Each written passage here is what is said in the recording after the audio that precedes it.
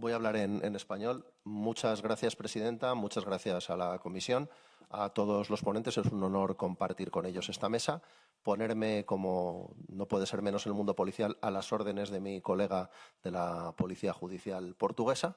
Así que siempre a sus órdenes.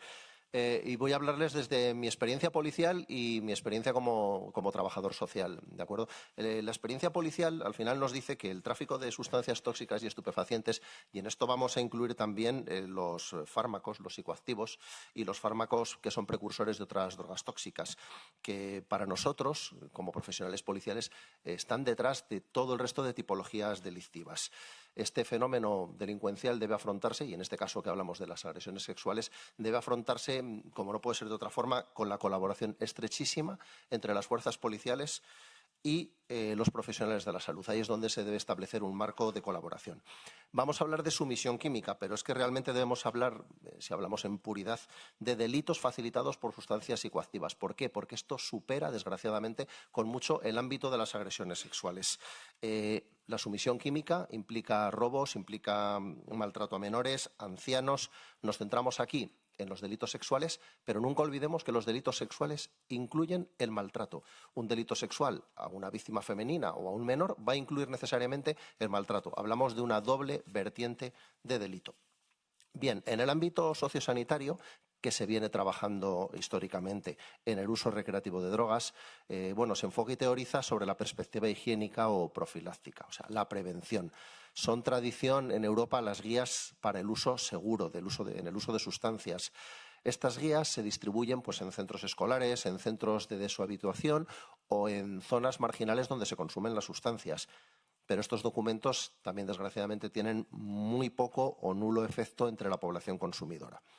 Recientemente, el Ministerio de Sanidad español también ha elaborado una guía para la práctica segura del chemsex, o sea, la práctica sexual a través o mediante el consumo de drogas estupefacientes.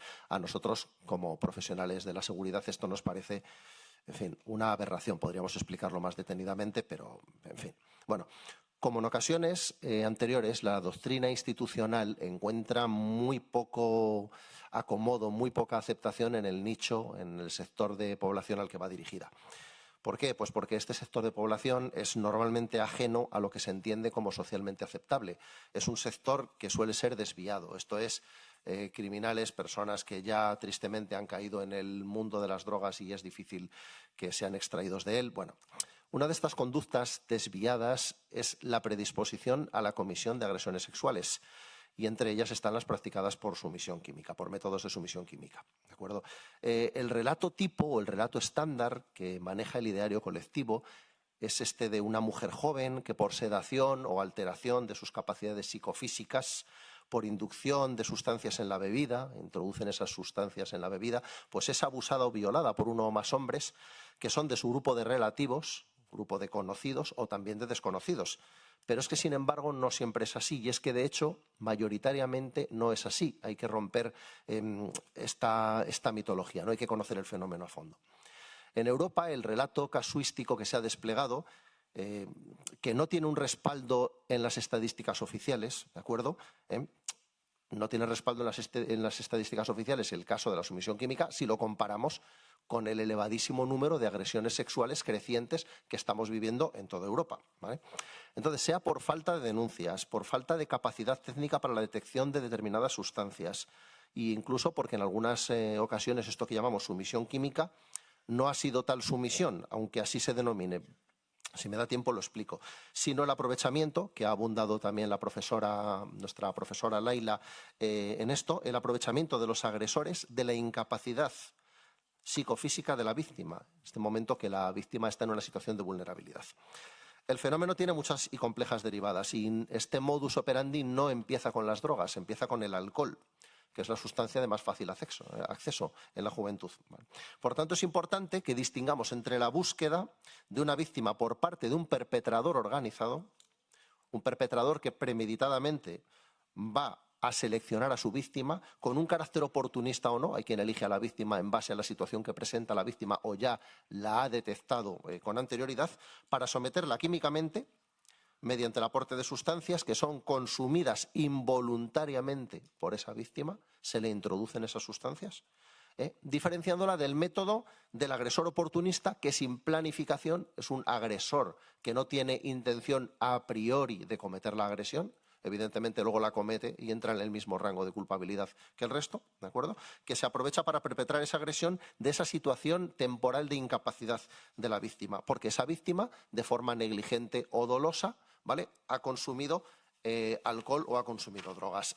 Algunos datos, porque se han realizado muchos estudios. Tenemos el último, o por lo menos el más serio, en 2021, que es cuando explota este fenómeno, en el Instituto Nacional de Toxicología y Ciencias Forenses en España. Hay más, pero son muy poco claros, que nos dejan muy claro que lo que sabemos, y lo que ha dicho también mi colega portugués, que el 94% de las víctimas son mujeres, que entre las menores y las jóvenes es donde está el mayor rango de víctimas, 0,24 años. Pero esto coincide además con el resto de agresiones sexuales, las que se producen sin sumisión química. Bien, este estudio nos encuentra que hay una muestra de entre 17.000, ahí es nada, agresiones sexuales, 950 sospechas de sumisión química. Realmente solo se encontraron que de esas 950, un 82% fueron positivas. Por eso hablo, sin quitar importancia, hay que entenderlo bien, de que estadísticamente la sumisión química no es relevante, pero aumenta. Entonces el fenómeno hay que atajarlo antes de que escale. Bien, como puede preverse, el alcohol está detrás del 57% de los casos. 57% de los casos, solo o en combinación con otras sustancias. Y casi el 50% arrojaron tasas tan elevadas como por encima de 0,60. Para situarnos, 0,60 es la media de la tasa penal en los delitos contra la seguridad vial, en delitos de tráfico, presencia de alcoholemia. Bien. Igualmente aparece el cannabis, el tetrahidrocannabinol, los antiinflamatorios no esteroideos, etc.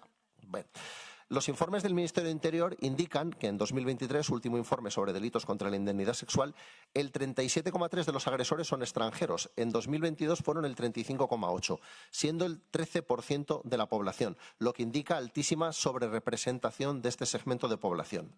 ¿De acuerdo? Evidentemente, este dato no es frívolo, este dato hay que tomarlo. ¿Por qué? Pues porque sin ninguna intención segregadora, en criminología y sociología es fundamental conocer el perfil del agresor y sus motivaciones para trazar estrategias adecuadas de prevención. Bien, todos sabemos que se ha relatado el uso de burundanga, escopolamina, sin que esto haya sido acreditado realmente, no porque no haya capacidad técnica de detectar esto, sino porque también tristemente con alcohol y con medicamentos de muy fácil acceso y muy asequibles se consiguen los mismos efectos, ¿de acuerdo? Entonces, es sencillo que un perpetrador decida acceder a sustancias de muy fácil acceso. Conclusiones. La agresión mediante sustancia química es minoritaria, afortunadamente, de entre las agresiones sexuales, pero las agresiones sexuales de todo tipo crecen exponencialmente. Una investigación seria y coherente pasaría por correlacionar y después, si es así, teorizar que si determinados individuos cometen la mayoría de las agresiones sexuales, no será difícil concluir que también van a cometer o van a aumentar las agresiones sexuales por sumisión química. Todo fenómeno debe ser estudiado y atacado desde su raíz. Bien, por tanto, tenemos que acudir al método científico desarrollado en múltiples teorías de la criminología, la sociología y el trabajo social para identificar autores, identificar modus operandi y motivación, identificar sustancias y, siendo conocidos ambos ítems, emitir mensajes contrarios al consumo, aplicar la acción policial y penal contra la autoría y establecer políticas realistas más centradas en la protección y resarcimiento de las víctimas que en la reinserción, no perdiendo de vista algo que para la ciencia psicológica, descritos los fenómenos psicopatológicos en el DSM-5 o CIE-11, Manual de Salud Mental o Psiquiatría Americano, o CIE-11, Organización Mundial de la Salud, está claro que existen perfiles no reinsertables. Y para terminar, es preciso emitir estudios reales de la violencia aplicada en las agresiones anotadas como sumisión y en aquellas con potencial lesivo elevado, incluso mortal. Tengamos en cuenta que cada víctima de una agresión sexual es una víctima que va a tener unas secuelas de por vida, dependiendo de la intensidad de la agresión recibida. Y discernir de entre las tipologías de agresores, aquí nos centramos en los agresores, una gran parte de ellos psicopatológicos, o sea, diagnosticados, que aunque el criterio común sea la reinserción... Por favor, una última frase.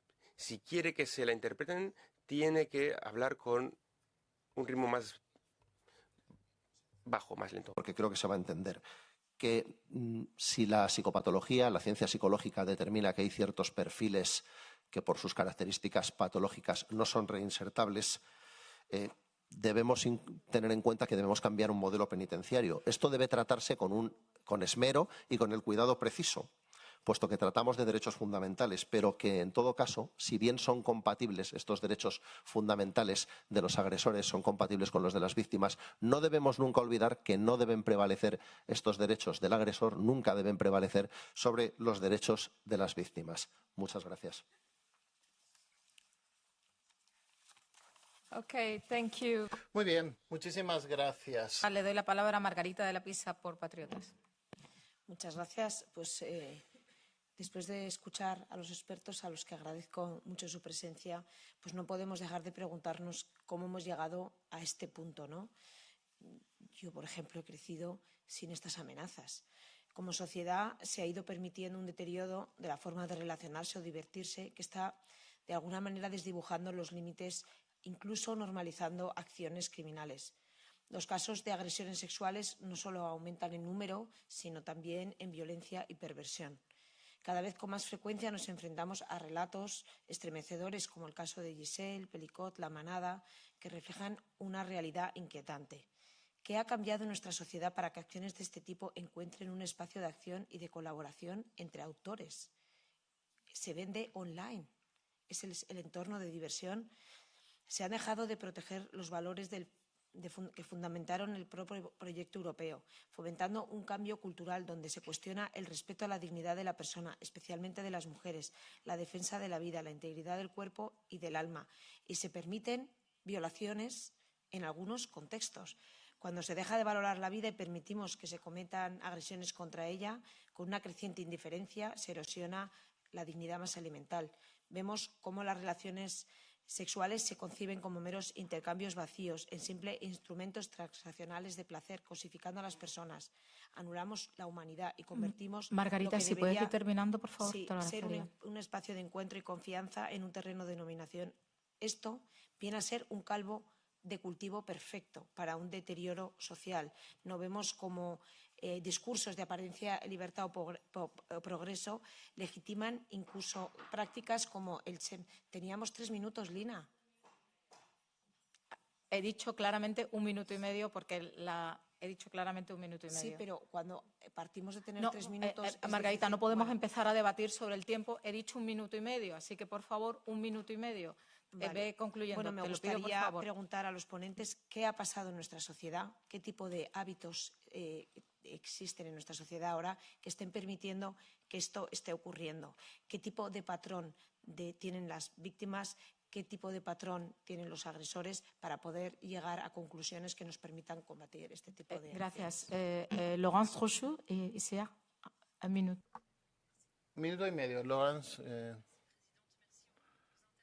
Gracias, presidenta, y gracias a los invitados por sus intervenciones. Es cierto que buscar las causas es necesario y entiendo también las dificultades que tenemos para detectar las causas en la medida en que hay muchos problemas para las víctimas, para recordar lo que han vivido durante las agresiones a través de sumisión química. Mi colega insistía ahora en el enfoque machista de nuestras sociedades, pero a mí me gustaría destacar que en nuestros países europeos el machismo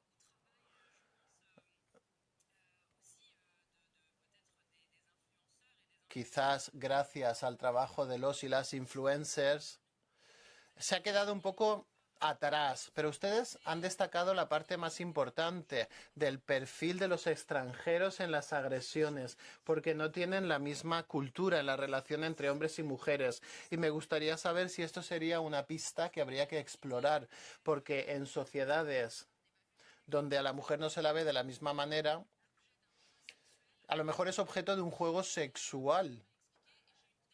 Y última pregunta. Los medicamentos. El papel que tienen los medicamentos en las sumisiones químicas. ¿Son medicamentos de libre acceso o los receta un médico, porque a lo mejor se podría reglamentar el acceso a estas sustancias, porque sabemos que se podrían utilizar para la agresión sexual. Les recuerdo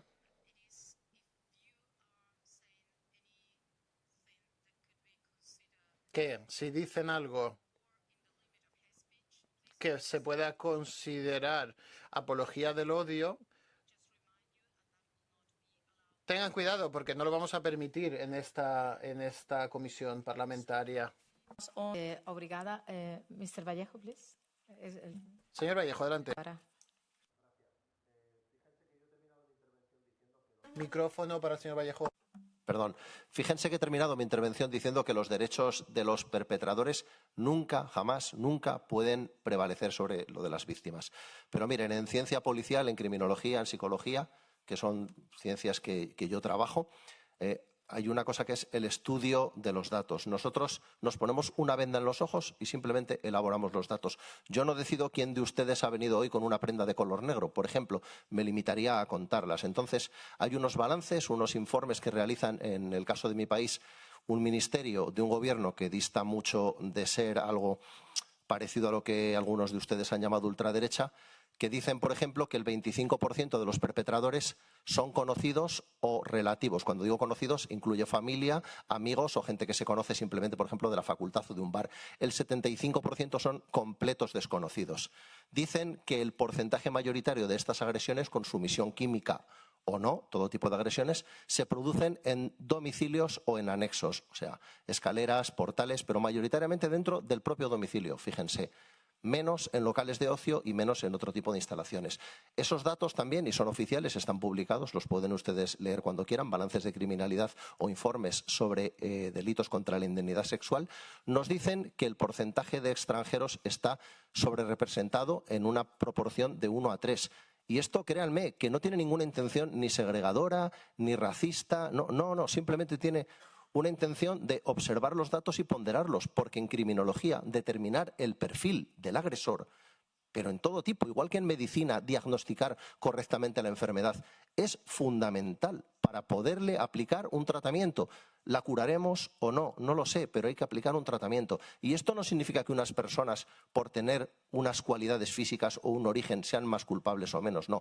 Implica que hay una serie de ítems que están muy determinados en ciencia desde hace ya muchas décadas que les llevan a realizar este tipo de comportamientos, disfunciones en el cortejo, psicopatologías, tratamientos. Simplemente eso. Yo les invito, por favor, a que olviden el sesgo ideológico y se centren en eso. A lo mejor descubren que es una forma, una más de entre las muchas que ustedes han propuesto y que son todas valiosas y fundamentales de atajar el problema.